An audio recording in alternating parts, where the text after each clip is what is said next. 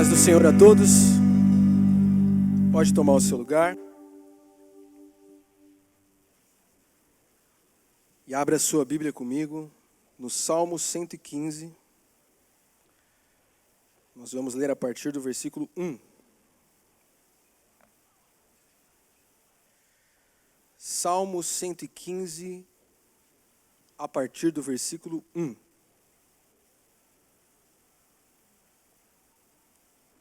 Eu vou ler na RA. Diz assim: não a nós, Senhor, não a nós, mas ao teu nome dá glória, por amor da tua misericórdia e da tua fidelidade. Porque diriam as nações: onde está o Deus deles? No céu está o nosso Deus, e tudo faz como lhe agrada.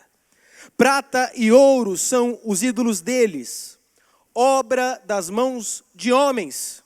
Tem boca e não falam, tem olhos e não veem, tem ouvidos e não ouvem, tem nariz e não cheiram, suas mãos não apalpam, seus pés não andam, som nenhum lhes sai da garganta. Tornem-se semelhante a eles os que os fazem, e quantos neles confiam. Israel confia no Senhor, Ele é o seu amparo e o seu escudo. A casa de Arão confia no Senhor, Ele é o seu amparo e o seu escudo.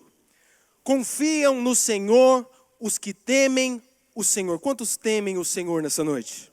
Confiam no Senhor os que temem o Senhor. Ele é o seu amparo e o seu escudo. De nós se tem lembrado o Senhor, Ele nos abençoará.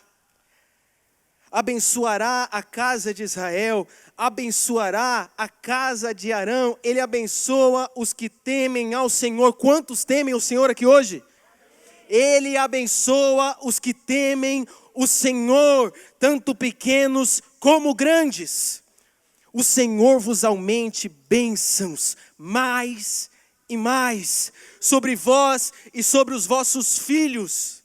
Sede benditos do Senhor que fez os céus e a terra. Os céus são os céus do Senhor, mas a terra deu a ele aos filhos dos homens. Os mortos não louvam o Senhor, nem os que descem à região do silêncio.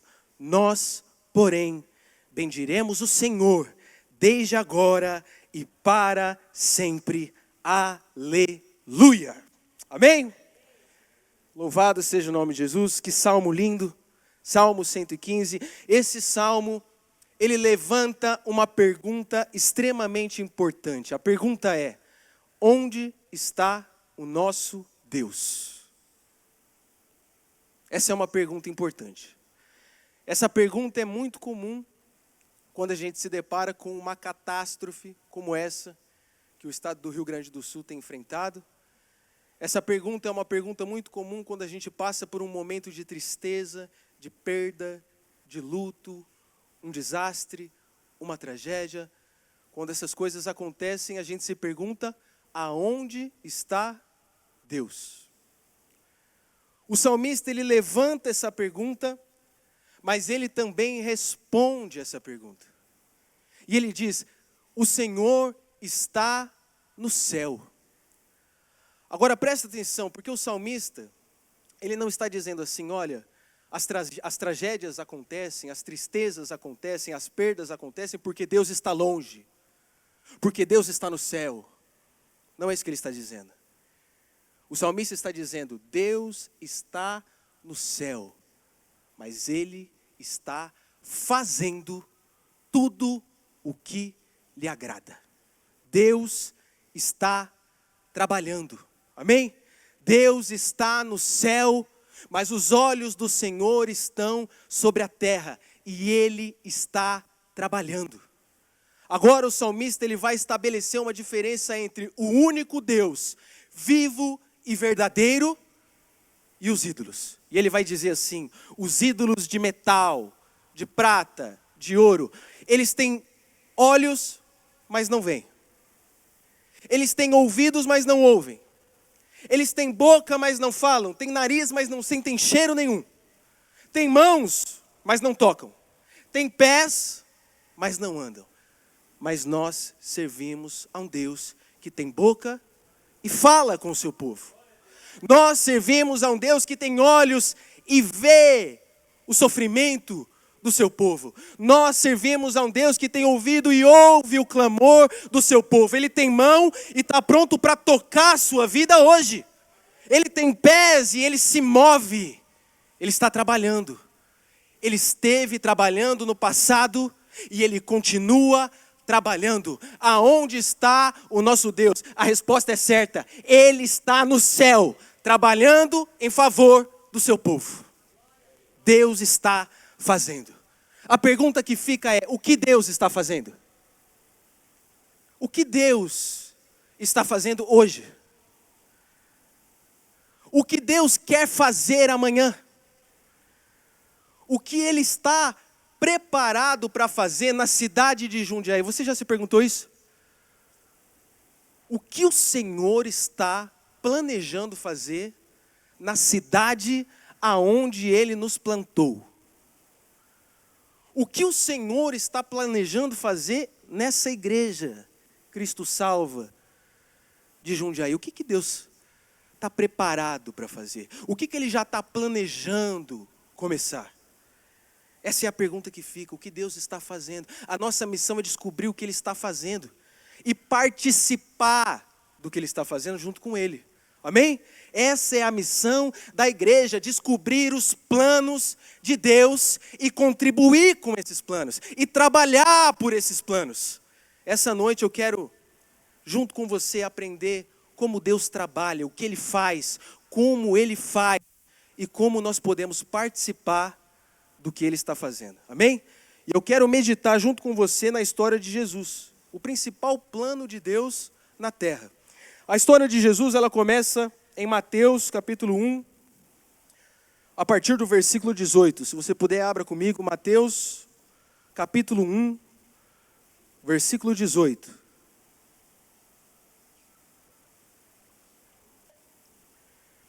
Diz assim: ora, o nascimento de Jesus Cristo foi assim: estando Maria, sua mãe, desposada com José, sem que tivessem antes coabitado, achou-se grávida pelo Espírito Santo. Mas José, seu esposo, sendo justo e não a querendo infamar, resolveu deixá-la secretamente. Enquanto ponderava nestas coisas, eis que lhe apareceu em sonho um anjo do Senhor, dizendo: José, filho de Davi, não temas receber Maria, tua mulher, porque o que nela foi gerado é do Espírito Santo. Ela dará à luz um filho, e lhe porás o nome de Jesus, porque ele salvará o seu povo dos pecados dele. Presta atenção, Deus está preparado para colocar em prática o seu principal plano. Qual é o plano? A vinda do Salvador. A vinda do Cristo, a vinda do Messias. Deus está pronto, está preparado para enviar o seu único filho para morrer em favor da humanidade. É o plano de resgate do homem. É o plano de salvação do homem. Deus quer tirar o homem do império das trevas e levar para um reino de paz, justiça e alegria. Deus quer tirar o povo debaixo da escravidão do pecado e colocar num lugar onde o povo tem acesso a Deus. É o principal plano de Deus. Ele vai enviar o seu único filho, e o que ele está fazendo agora? Ele está olhando para a terra e procurando um casal com quem ele pode contar. Deus vai enviar o seu único filho e colocar nas mãos de um casal. E vai dizer para esse casal: cuida do meu filho. Cuida do meu filho. Eu estou confiando o meu filho a você, casal e vocês vão cuidar dele para mim. Você já imaginou o nível de confiança? Você já imaginou o nível de confiança de Deus nesse casal? Deus está procurando pessoas com quem Ele pode confiar nesse nível. Quando Deus tem um plano, quando Deus quer fazer alguma coisa, Ele olha para a terra e procura pessoas imperfeitas, como eu e você, mas com quem Ele possa confiar. Deus decidiu trabalhar junto com o homem imperfeito, o homem falho, mas Deus decidiu assim. Quando Deus decide libertar o povo de Israel da escravidão do Egito, Ele olha para a terra e procura um homem. E Ele encontra.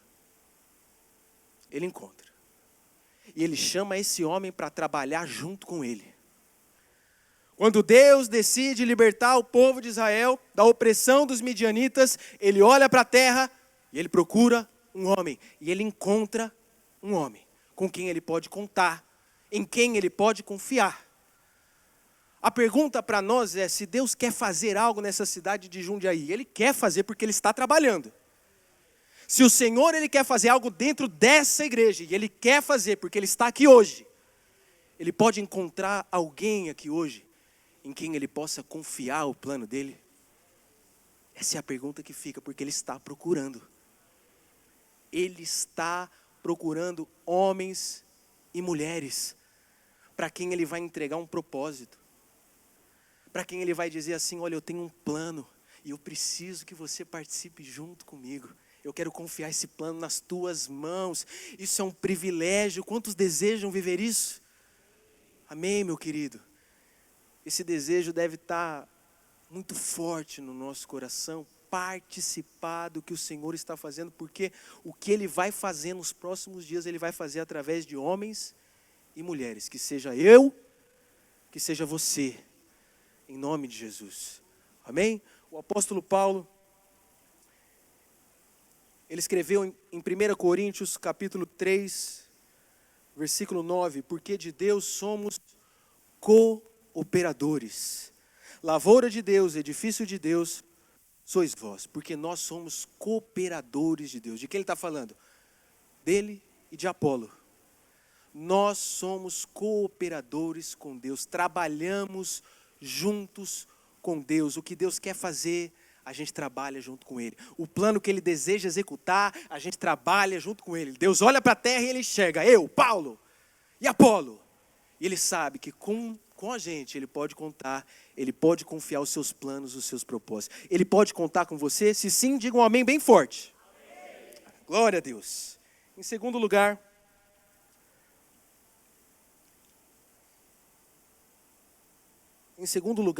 em Lucas capítulo 2, versículo 41, abra comigo. O tempo passa. Jesus cresceu. Ele já é um garoto. Em Lucas capítulo 2, versículo 41, a Bíblia diz assim: ora, anualmente iam seus pais a Jerusalém para a festa da Páscoa. Quando ele atingiu os 12 anos, subiram a Jerusalém, segundo o costume da festa.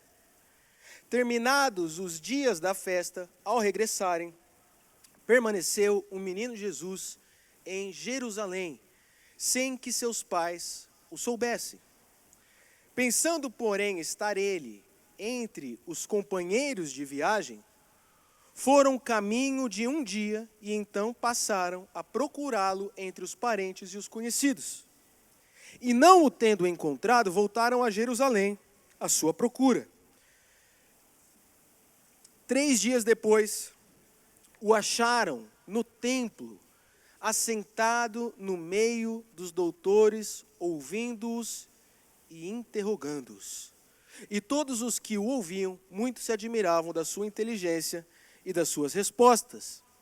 Logo que seus pais o viram, ficaram maravilhados, e sua mãe lhe disse: filho, por que fizeste assim conosco? Teu pai e eu, aflitos, estamos à tua procura. Ele lhe respondeu: por que me procuráveis? Não sabíeis que me cumpria estar na casa do meu pai? Deixa eu fazer uma pausa aqui no texto para conversar com os pais. O texto está dizendo que os pais de Jesus, José e Maria, foram com ele, mais alguns amigos e parentes, para comemorar a festa da Páscoa. Na volta, na viagem de volta, eles estão caminhando, eles caminharam há um dia e de repente eles se dão conta de que o menino Jesus, que nessa ocasião tinha 12 anos de idade, o menino Jesus não estava entre eles. Eles procuram o menino, não encontram e voltam para procurar. E encontram o menino, aonde? No templo. Sentado entre os mestres, sentados entre os doutores, interrogando os mestres, interrogando os doutores, falando sobre as escrituras. Maria então decide dar uma bronca em Jesus, um puxão de orelha. Filho, por que você aprontou essa com a gente? Você sumiu. Eu e teu pai, a gente ficou aflito, a gente estava te procurando, achou que a gente tinha te perdido. Por que você fez essa com a gente? Jesus responde para ela: vocês não sabiam que me cumpria estar na casa do meu pai? Deixa eu dizer uma coisa para você que é pai. O lugar do seu filho é na casa de Deus. Amém? O seu filho não precisa crescer na rua. O seu filho não precisa crescer no mundão, no meio da maldade. O teu filho pode crescer na casa de Deus. Essa igreja aqui tem ministério para todas as idades. Teu filho tem 5 anos, tem gente aqui para falar da palavra de Deus para o seu filho. Teu filho tem 12 anos, tem ministério aqui para falar da palavra de Deus para o teu filho, para todas as idades. O teu filho pode crescer ouvindo a palavra. Mas nós pedimos a sua cooperação com isso. Amém? Traga o seu filho para cá, invista na vida do seu filho, não desperdice esse privilégio que você tem do teu filho crescer ouvindo a palavra de Deus. Amém, meus queridos? O seu filho certamente vai viver uma vida diferente porque você investiu na vida dele. Amém? Continuando a leitura. A Bíblia diz o seguinte, versículo 49. Ele lhes respondeu: por que me procuráveis? Não sabias que me cumpria estar na casa do meu pai? Não compreenderam, porém, as palavras que lhes dissera. E desceu com eles para Nazaré, e era-lhes submisso. Sua mãe, porém, guardava todas essas coisas no coração. Versículo 52. E crescia Jesus em sabedoria, estatura e graça diante de Deus e dos homens. Presta atenção. O plano de Deus, o principal plano de Deus, a vinda de Jesus. Mas Jesus, ele veio bebezinho. Bebezinho. Jesus, o principal plano de Deus, ele dependia do cuidado dos seus pais. Nesse momento, Jesus não podia curar os enfermos. Nesse momento da história, enquanto criança, enquanto bebê, Jesus não poderia pregar o evangelho do reino de Deus. Jesus não podia expulsar os demônios. Ele era uma criança. Ele tinha que ser educado. Ele precisava da atenção dos pais, ele precisava ser nutrido, ele precisava crescer, e a Bíblia diz que Jesus mergulhou nesse processo e cresceu. Cresceu em sabedoria, cresceu em estatura, cresceu em graça. Havia um plano de Deus para a vida de Jesus, e o plano era que ele pregasse o evangelho do reino, que ele curasse os enfermos, que ele expulsasse demônios. Mas quando ele vem para o mundo, ele não pode cumprir esse propósito. Ele precisa passar por um processo. Antes de cumprir o plano de Deus, ele precisa amadurecer. Ele precisa crescer. Ele precisa ser nutrido. E nós? E nós? Como é que a gente faz para cumprir o plano de Deus para a nossa vida? A gente precisa crescer. A gente precisa crescer. Senão a gente é incapaz de cumprir o propósito pelo qual o Senhor nos chamou. Não dá. Não dá. Jesus, enquanto criança, não podia, mas ele cresceu. Ele cresceu, ele mergulhou no processo e cresceu. E um dia ele se tornou apto a cumprir aquilo que Deus chamou ele para fazer. E eu e você, nós precisamos entrar nesse processo e crescer, amadurecer, para que um dia a gente esteja apto para cumprir aquilo que o Senhor nos chamou a fazer. Amém? O apóstolo Paulo, ou o autor de Hebreus, escreveu sobre isso no capítulo 5, versículo 11. Abra comigo, Hebreus 5, 11.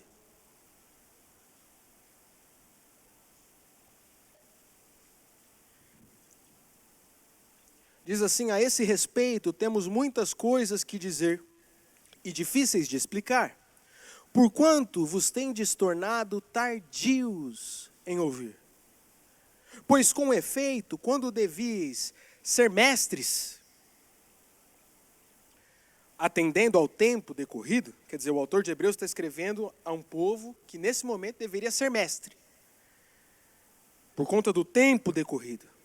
Tendes novamente necessidade de alguém que vos ensine de novo quais são os princípios elementares dos oráculos de Deus.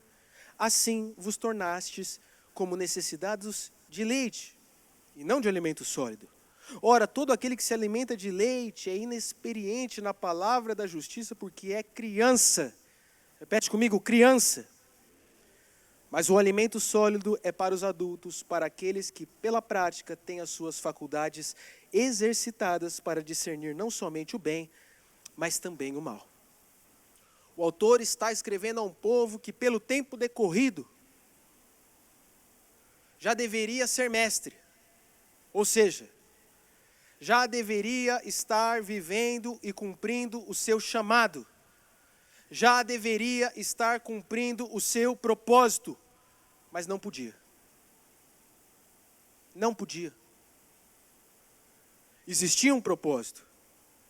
Existia um plano de Deus, e o plano era, olha, vocês vão ensinar, vocês vão contribuir, vocês vão abençoar, mas não dá. Por quê? Porque não mergulharam no processo e ainda são crianças. Jesus, criança, não poderia cumprir o seu propósito. Eu, criança, também não posso. Preciso crescer. Preciso amadurecer, preciso avançar. Meu querido, presta atenção. A minha fé ontem era uma, hoje tem que ser outra. Porque a fé, ela é desenvolvida.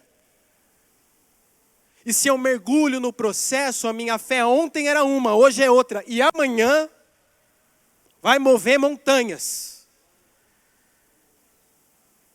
O Evangelho de Deus funciona assim: eu era cego e hoje vejo.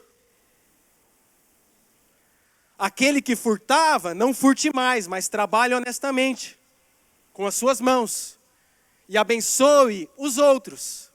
Antes eu furtava, mas agora eu trabalho honestamente, e ajudo os outros. O Evangelho de Deus é um Evangelho de transformação. Eu saio de um nível espiritual e entro em outro. Eu cresço, eu avanço, eu amadureço. A minha confiança em Deus era uma, e agora é outra. Por quê? Porque eu estou sendo transformado. Porque o Espírito Santo tem falado comigo.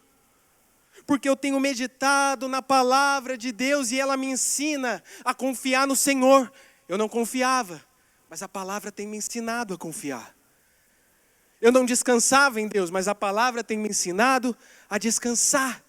Eu entrei aqui na igreja precisando de cuidados, porque eu estava ferido. Mas o Senhor trabalhou no meu coração.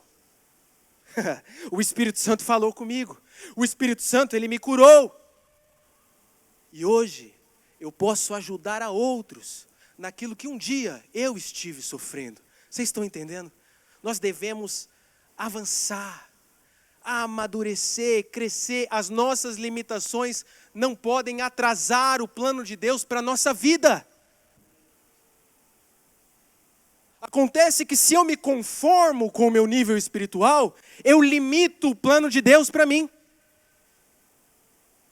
O plano de Deus para mim é mas eu não estou apto a vivê-lo. Porque estou acomodado com o meu nível espiritual. Deixa eu dizer uma coisa para você. Uma criança, como Jesus, nesse caso, ou ela cresce,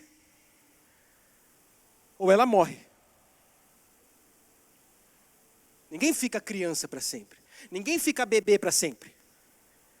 O bebê, ou ele cresce, ou ele se desenvolve, ou ele se nutre, ou ele morre. Não vai ficar bebê para sempre. E na nossa vida espiritual funciona exatamente assim. Ou a gente cresce, ou a gente morre. Não existe estagnação espiritual. Se eu não estou crescendo, eu estou morrendo. Se eu parei de crescer em Deus, isso significa que nesse momento eu estou morrendo na minha vida espiritual. Na verdade, o Senhor desde sempre, Ele colocou diante do homem a vida e a morte. Desde sempre. Quer ver? Abre comigo em Deuteronômio, capítulo 30, versículo 19.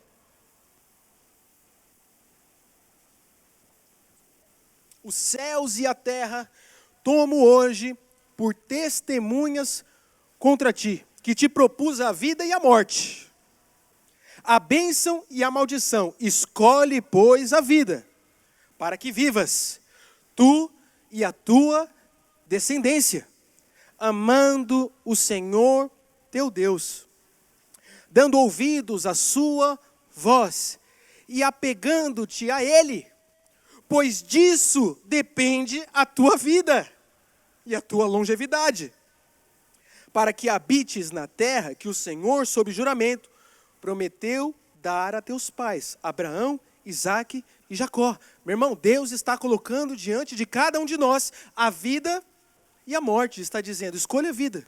Só que Ele ensina como é que a gente escolhe a vida. Amando a Deus. Amando a Deus, ouvindo a voz do Senhor. Jesus, Ele disse, eu sou o caminho, a verdade e a vida. Se eu não escolhi o caminho da vida, que é Cristo, então a minha única opção é a morte. Não existe outra. O caminho da vida é Jesus. E eu me apego a Ele. E eu decido caminhar em direção a Ele. Eu decido conhecê-lo. Eu decido todos os dias ouvir a voz dEle. Eu decido todos os dias crescer no conhecimento dEle. Eu decido todos os dias sentir a presença dEle. Eu estou caminhando para a vida. Se eu não estou caminhando para esse lugar, o meu único destino possível é a morte. Ou eu cresço, ou eu morro. Ou eu avanço, ou eu morro. Nós precisamos crescer. Amém, meus queridos? Não importa o nível espiritual que nós alcançamos, precisamos continuar crescendo. E vamos ter que crescer até o fim da nossa vida. Crescer, amadurecer. Eu preciso amar mais a Deus do que eu amava ontem. Eu preciso aprender a amar mais Ele. Eu preciso aprender mais sobre Ele. Eu preciso ter novas experiências com Ele. Hoje eu estava orando e eu lembrei do momento em que eu recebi novas línguas espirituais. Vou explicar a história para você. Eu tinha sido batizado no Espírito e eu orava em línguas alguma coisinha. Basic 1 em línguas. E eu orava alguma coisinha, mas eu achava que eu estava imitando o meu irmão. Então eu ficava naquela, mas eu oro, não oro, estou perdendo tempo, não estou perdendo tempo. E eu comecei a orar pedindo para Deus me dar novas línguas espirituais. E eu comecei a orar por isso. E num determinado culto na Vila Arens, houve um apelo, né, para que algumas pessoas viessem à frente. E eu fui à frente. E ali na frente, naquela presença de Deus, eu comecei a orar aquilo que eu sabia, Basic 1. Então eu comecei a orar em línguas, e de repente a minha boca ela não podia mais falar aquilo que eu estava acostumado a falar. E eu pensei, bom, eu não vou parar, eu vou continuar aqui, vamos lá, vai no improviso. E de repente eu percebi que o Senhor tinha me dado novas línguas. E sabe, meus queridos, como eu chorei naquele dia. Que aquela dúvida se eu tinha sido batizado acabou. Vocês estão entendendo? Eu falei, oh Deus, agora eu sei que eu fui, agora eu posso orar despreocupado. Mas sabe, como foi bom receber novas línguas. E por que não receber novas línguas hoje? Por que será que eu acho que as línguas que eu tenho hoje são o suficiente? Por que será que eu acho que o nível espiritual que eu alcancei hoje é o suficiente? Não é. O Senhor tem mais para mim. Tem muita coisa que Ele precisa trabalhar. Tem muita coisa que Ele precisa mexer. Tem muita coisa que Ele quer fazer através da minha vida e eu preciso estar apto para viver. Amém, meu querido? Vamos crescer. Vamos amadurecer em Deus, porque essa é a vontade dEle para a nossa vida. Mais adiante na história de Jesus, Mateus capítulo 4, versículo 1.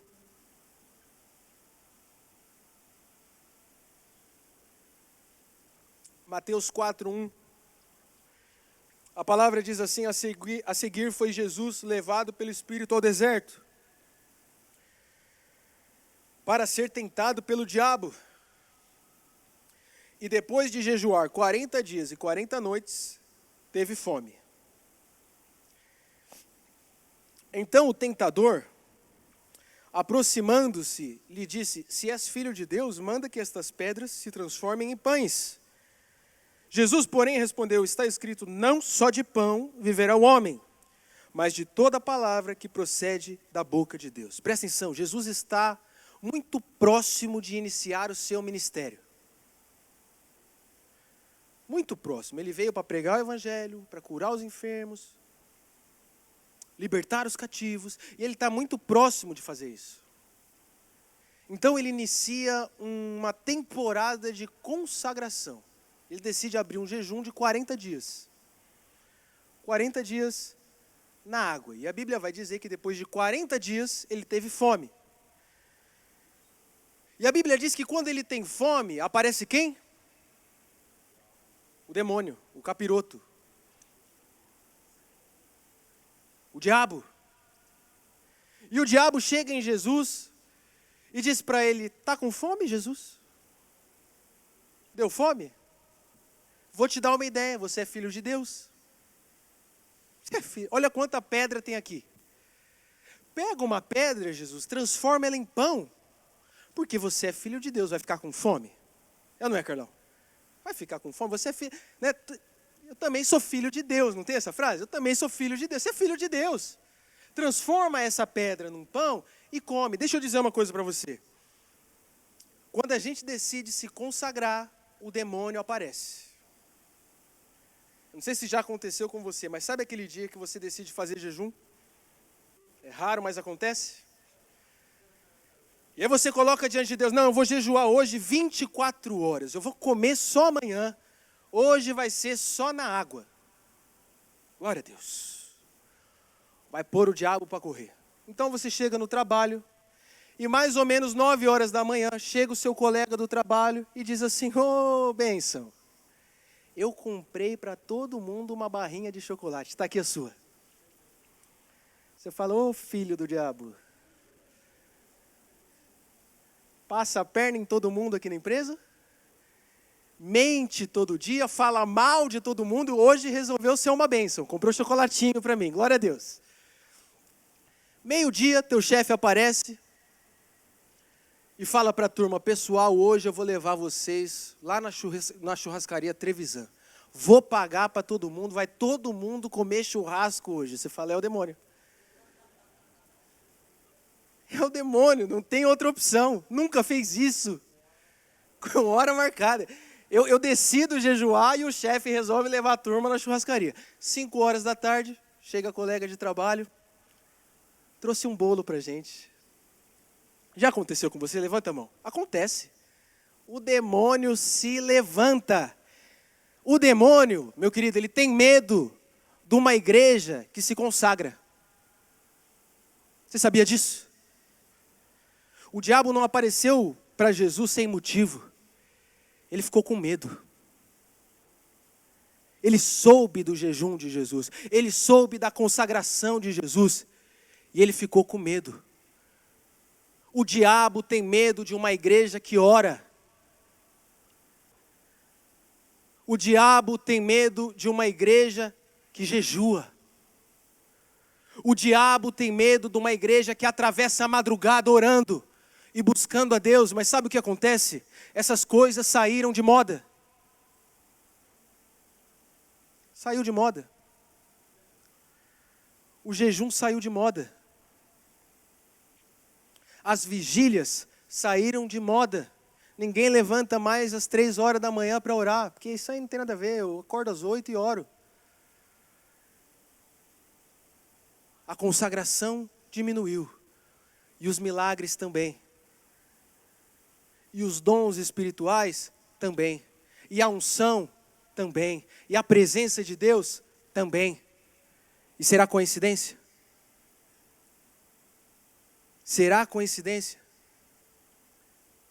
Se nós queremos viver os planos de Deus para essa igreja, nessa cidade de Jundiaí, a gente precisa se levantar para jejuar, passar fome, orar, buscar Deus, acordar de madrugada e orar. Precisamos aumentar o nosso nível de consagração. Deixa eu te mostrar uma coisa. Abra sua Bíblia comigo em Mateus capítulo 6. Versículo 5.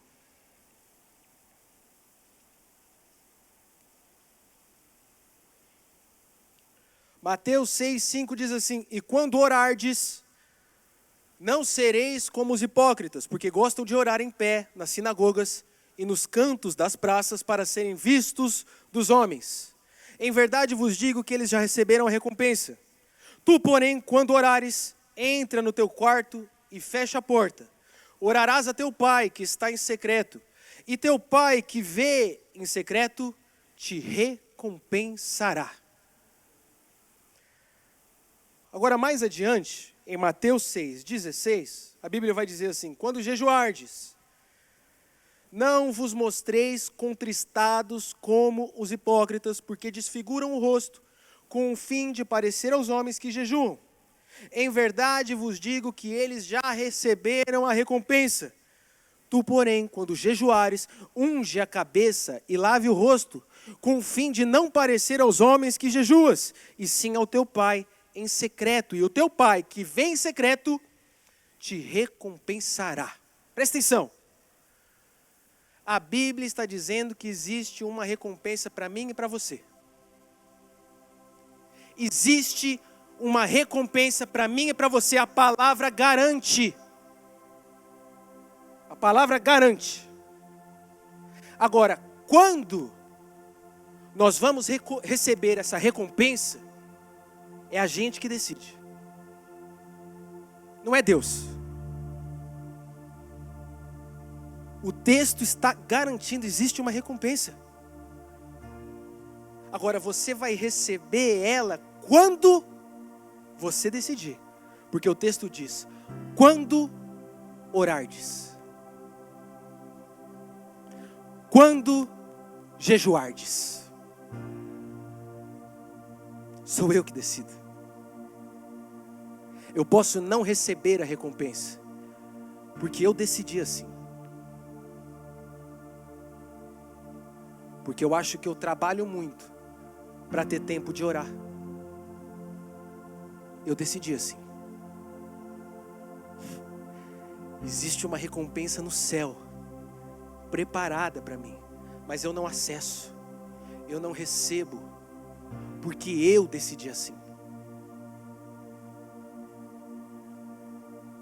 Essa recompensa de Deus você vai receber quando você decidir. Decidir o que, Fábio? Decidir orar. Decidir entrar no quarto e buscar a presença de Deus, custe o que custar.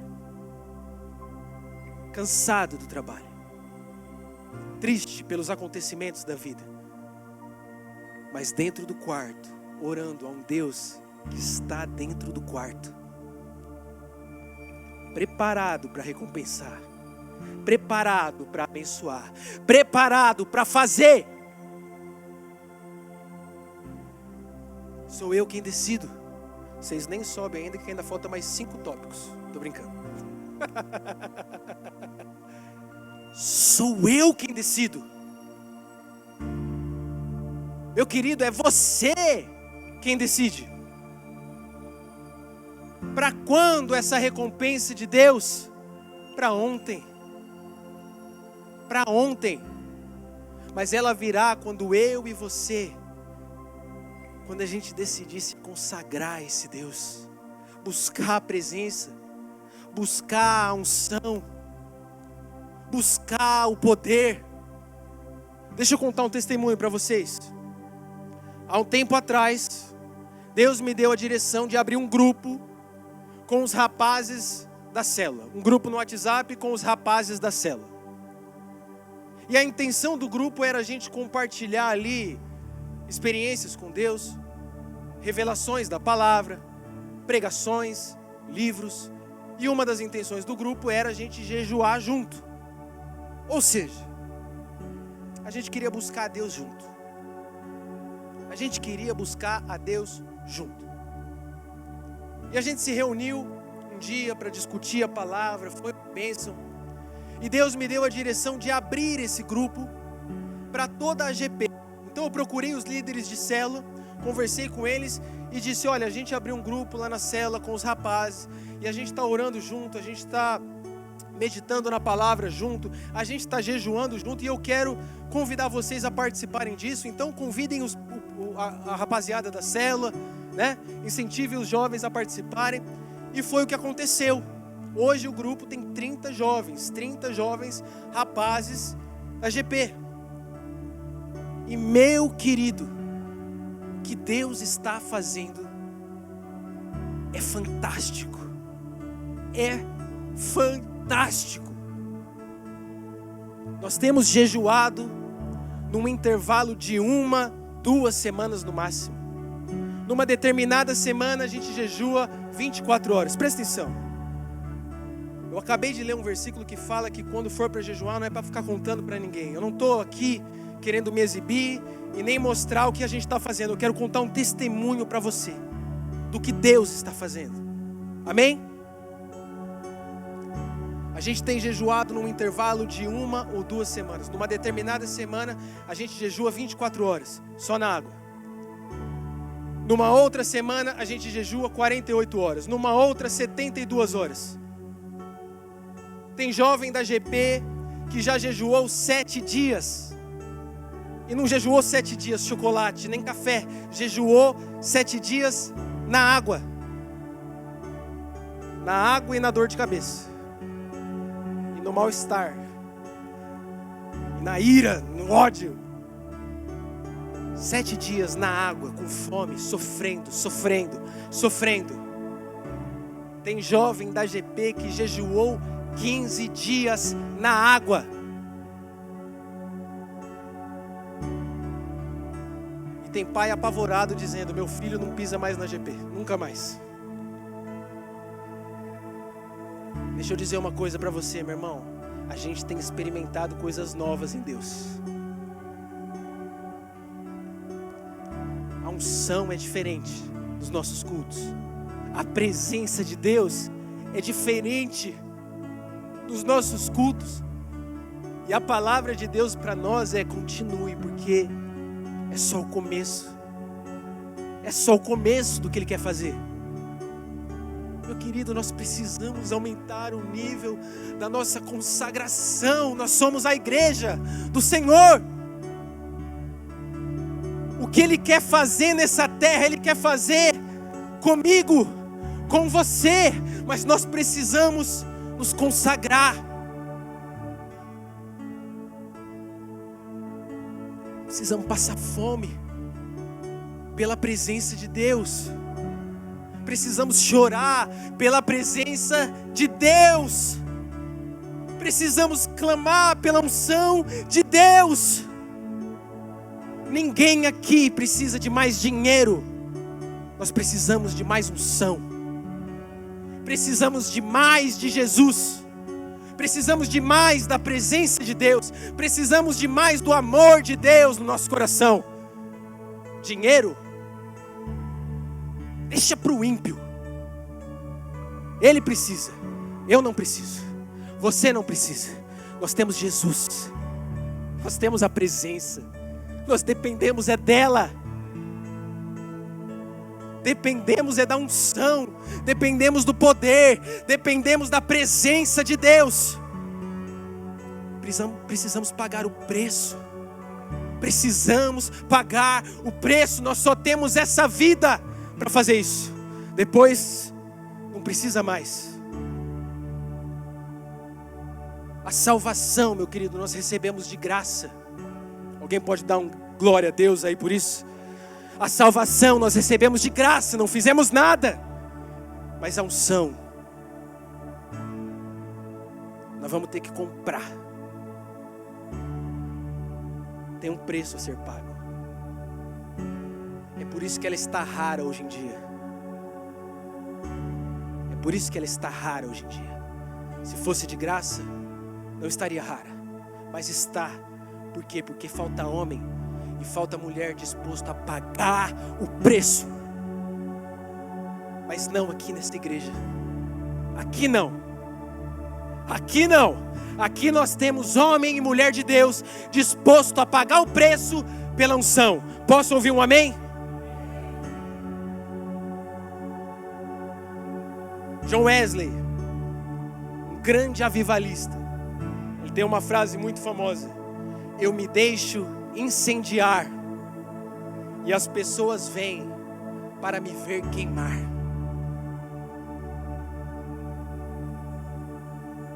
Uma multidão virá para ver o que Deus está fazendo nessa igreja. Uma multidão virá para ver eu e você queimando de amor por Jesus. Continuando na história de Jesus, estamos finalizando. Marcos capítulo 14. A partir do versículo 32.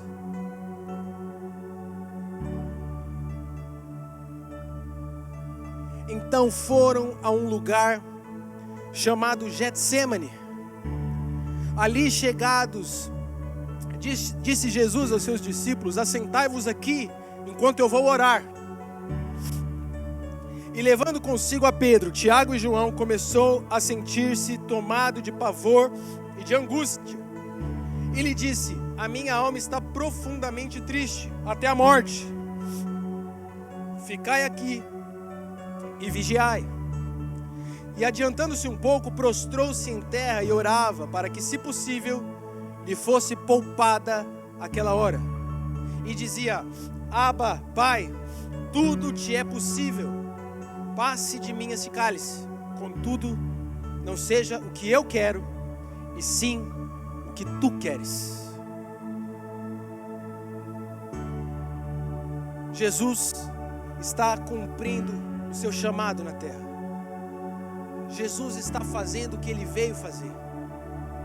Jesus está dentro da vontade de Deus, vivendo plenamente o propósito de Deus para ele. Mas chega num determinado momento que a vontade dele não bate com a vontade do Pai. Sua vontade humana é diferente. Então ele decide orar e dizer: Senhor, se possível, afasta de mim essa hora. Afasta de mim esse cálice. Mas que não seja feito o que eu quero, e sim o que tu quer. Se nós queremos viver os planos de Deus para nós,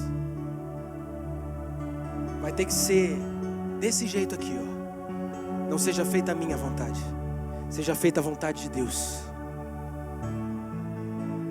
Não seja feito o que eu quero, seja feito o que Deus quer.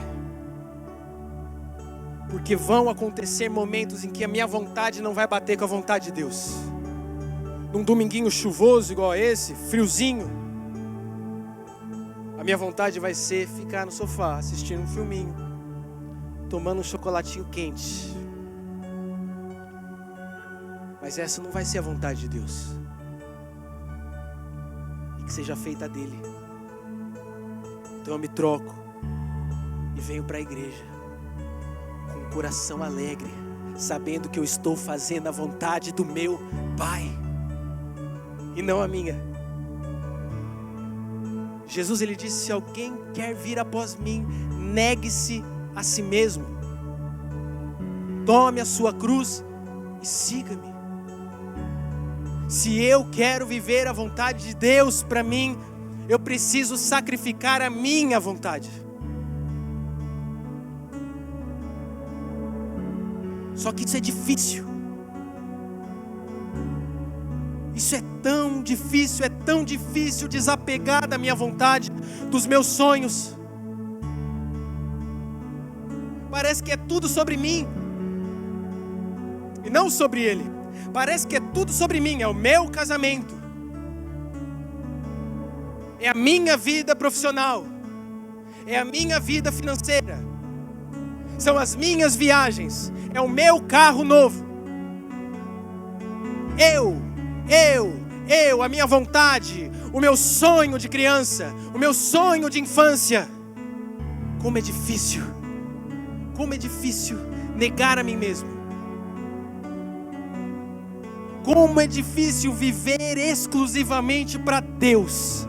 Como é difícil.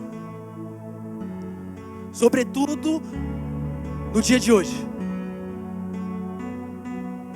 onde as distrações são tantas. Eu estou lendo um livro, A História do Avivamento Azusa. Eu acabei esse livro hoje. E esse livro, ele fala a respeito do avivamento da Rua Azusa. Quantos conhecem, já ouviram falar do avivamento da Rua Azusa? Um dos maiores avivamentos que essa terra já experimentou. E esse livro conta a respeito desse avivamento, segundo o ponto de vista de um pastor chamado Frank Bartleman. Esse homem, Frank, esse pastor Frank, eu vou chamar de Frank porque o sobrenome Bartleman é impronunciável muitas vezes. O pastor Frank, ele foi um intercessor desse avivamento. Eu vou rapidamente contar mais ou menos a história. Deus despertou esse homem, esse pastor, para orar por um avivamento, antes do avivamento da Rua Azusa acontecer. E esse homem, ele começou a produzir alguns folhetos, alguns panfletos. E nesses panfletos, esse homem, segundo a direção de Deus, ele anunciava o avivamento que iria acontecer, que ainda não tinha acontecido, mas ele já anunciava segundo a direção de Deus.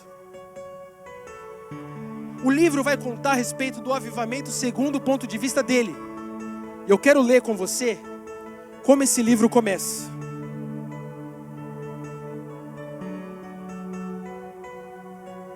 Ele começa assim: o meu chamamento.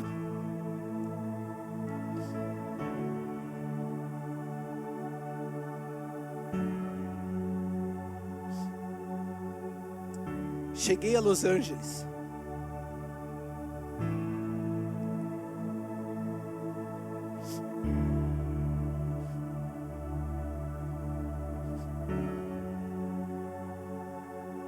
Cheguei a Los Angeles, Califórnia, com minha esposa e 2 filhas.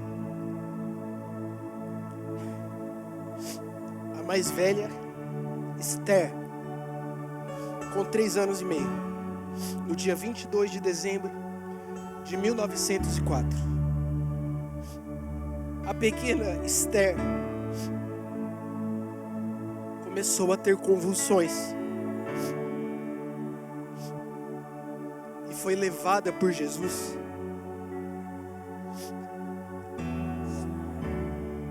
às 4 horas do dia 7 de janeiro de 1905.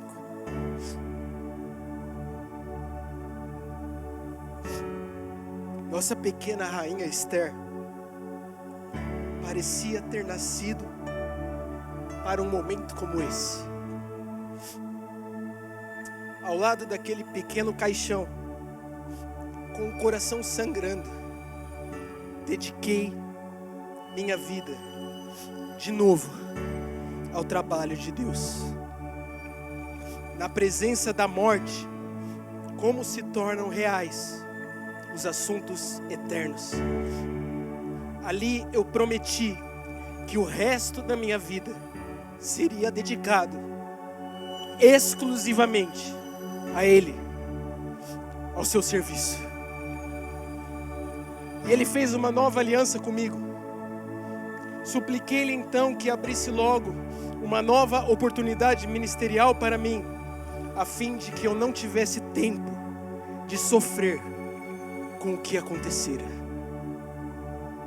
Esse pastor chamado Frank, ele se mudou para Los Angeles com a sua esposa, com suas 2 filhas. E a sua filha mais velha, chamada Esther, de 3 anos e meio, começou a ter convulsões e morreu. E ele conta que diante do caixão da sua filha, no momento onde ele perdeu a esperança nessa terra, no momento que ele experimentou um momento de maior dor possível, enterrando a sua própria filha, olhando para o caixão dela, ele prometeu a Deus viver exclusivamente para o Senhor e para o seu serviço. Ele deixou o sofrimento para lá, ele deixou a perda para lá, ele deixou a sua vontade para lá e decidiu viver exclusivamente para o Senhor. Qual será o convite de Deus para nós?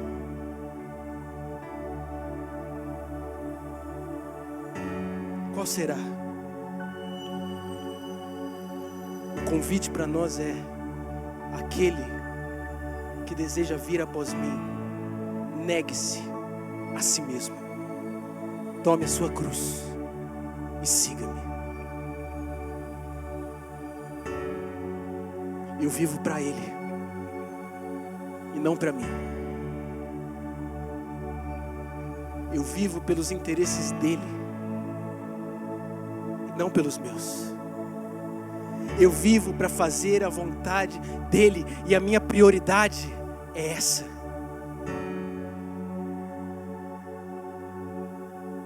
E então Ele faz o que lhe agrada através de mim, através de você. Tem hora que a minha vontade não vai bater com a vontade de Deus. Tem hora que a tua vontade não vai bater com a vontade de Deus. Que prevaleça dele. Sempre que prevaleça a dele, porque a dele é boa, é perfeita e é agradável. Ainda que aos meus olhos não seja. Se a minha vontade não bate com a dele, é porque a minha é ruim e não a dele. A dele é boa, é perfeita, é agradável. Esse homem, vivendo o luto da sua filha, decidiu se dedicar exclusivamente a Deus. E sabe o que aconteceu? Um avivamento. Um homem decidiu viver exclusivamente para Deus. E o que aconteceu? Um avivamento que mudou o mundo. Quantos homens tem aqui hoje? Quantas mulheres tem aqui hoje? E se nós decidirmos assim, nessa noite, se nós decidirmos isso, o que Deus fará? Eu vou dizer o que Ele fará. Grandes coisas Ele fará. Aqui, entre a gente. Os meus olhos verão, os seus olhos verão. Ele é um Deus grande, tem grandes planos para mim e para você. Vale a pena sacrificar a nossa vida para viver a vida dele, porque a vida dele é melhor. A vida dele é como ele prometeu, é vida em abundância. É o que ele tem para mim, é o que ele tem para você. Quantos decidem viver isso nessa noite? Se coloca de pé. Feche os teus olhos.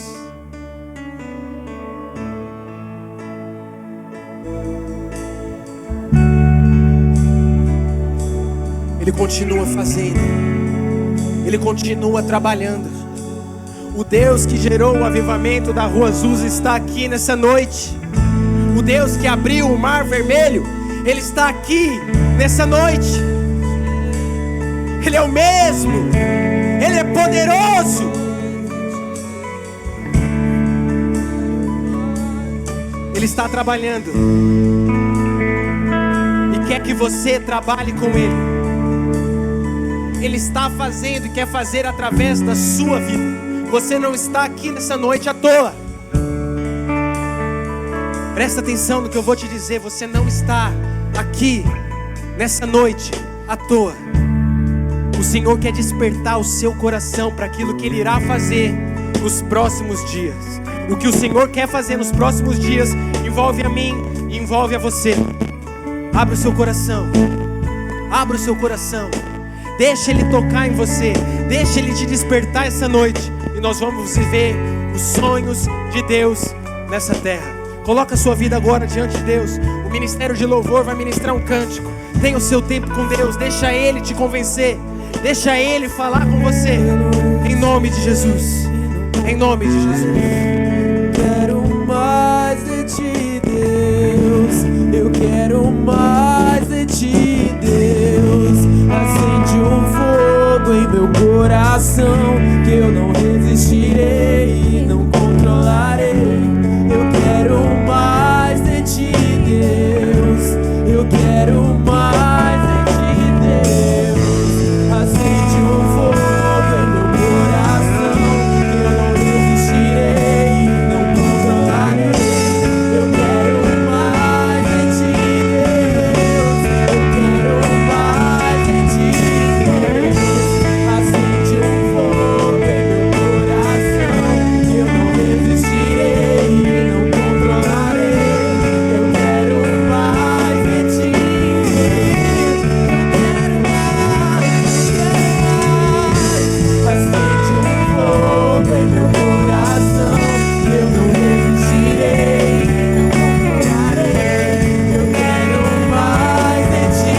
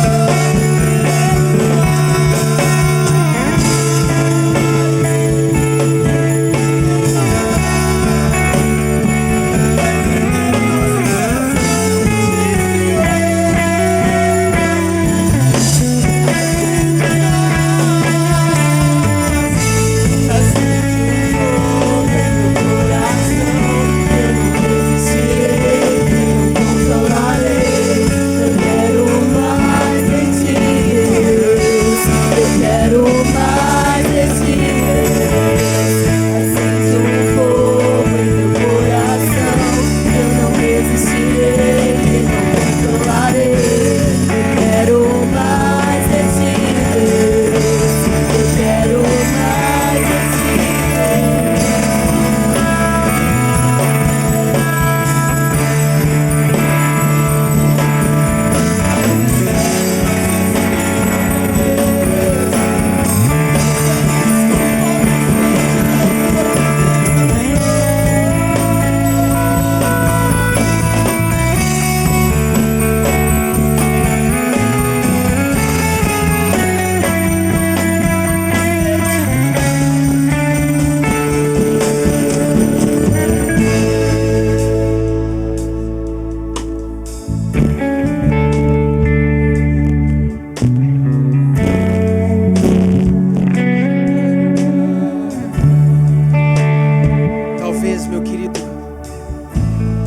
Você olhe para a sua vida hoje e muitas coisas mudaram.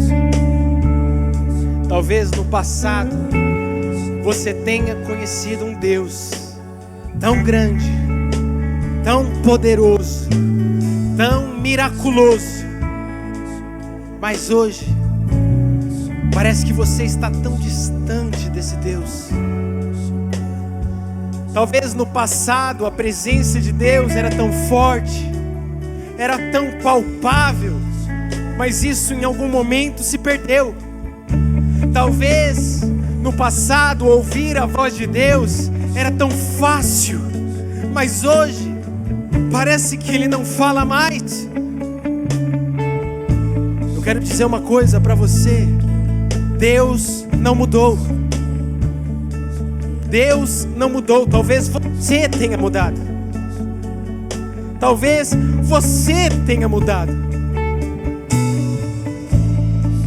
Talvez aquele menino, aquela menina desesperado pela presença, que acordava de madrugada para buscar a Deus, não importa se isso é bíblico, se não é, você levantava 3 horas da manhã para buscar a presença, mas isso passou, porque você amadureceu. Talvez aquele menino, aquela menina que jejuava, porque queria mais de Deus, porque queria mais da presença de Deus, hoje é maduro demais, é crente demais para essas coisas.